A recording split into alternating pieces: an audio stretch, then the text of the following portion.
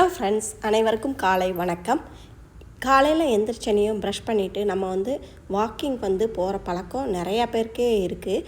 இப்போ மதுரையில் அப்படின்னு சொன்னிங்கன்னா வண்டியூர் தெப்பக்குளத்தில் எல்லோரும் சுற்றி வருவாங்க, வாக்கிங் மாதிரி போயிட்டு வருவாங்க. அதே இது சென்னை இந்த மாதிரி இடத்துலலாம் பார்க்கில் போய் அவங்க வாக்கிங் போவாங்க. இங்கே சிங்கப்பூரில் பார்த்திங்கன்னா கீழே போய் ட்ராக் இருக்குது, அங்கே போய் வாக்கிங் பண்ணிட்டு வரலாம். அப்படி இல்லைன்னா நம்ம வீட்டுக்கு பக்கத்துலேயே இந்த மாதிரி படிகள் இருக்கும். ஒரு 7 படி இருக்குது பார்த்திங்களா. நம்ம பிளாக் பார்த்திங்கன்னா 22 மாடி இருக்கிறது. இப்போ அந்த படிகளையே நம்ம மேலே ஏறி இறக்குனாலே ஒரு எக்ஸசைஸ் மாதிரி தான். இங்கே சைனீஸ் எப்படி செடி வச்சுருக்காங்கன்னு பாருங்கள். இது காலையில் வியூவை உங்கள்கிட்ட காமிக்கிறேன்.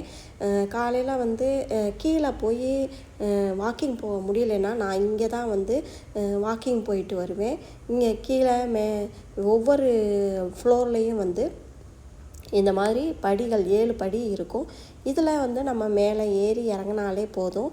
இந்த மாதிரி தான் காலையில் நேரம் சில நேரம் கீழே போய் நான் வாக்கிங் பண்ண முடியலைன்னா இந்த மாதிரி தான் வாக்கிங் பண்ணிட்டு வருவேன். இப்போ நீங்கள் பார்க்குறது நைட்டு வியூ தான் பார்க்குறீங்க. சிங்கப்பூர் எப்படி அழகாக இருக்குது அப்படின்றத பாருங்கள்.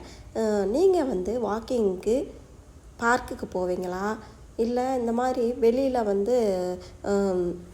தெருலாம் இருந்துச்சுன்னா அதை சுற்றி வருவீங்களா, அதை எனக்கு சொல்லுங்கள். அதே மாதிரி சைனீஸ்லாம் இந்த இதை தான் செடி வளர்கிறதுக்கு போடுறாங்க. முட்டை, அப்புறம் அதுக்குரிய செடி வளர்கிறதுக்குரிய விதையெல்லாம் கடையில் விற்கிறாங்க. அதை வாங்கிட்டு அவங்க போட்டு எப்படி செடியெலாம் வளர்ந்துருக்கு அப்படின்றதையும் பாருங்கள்.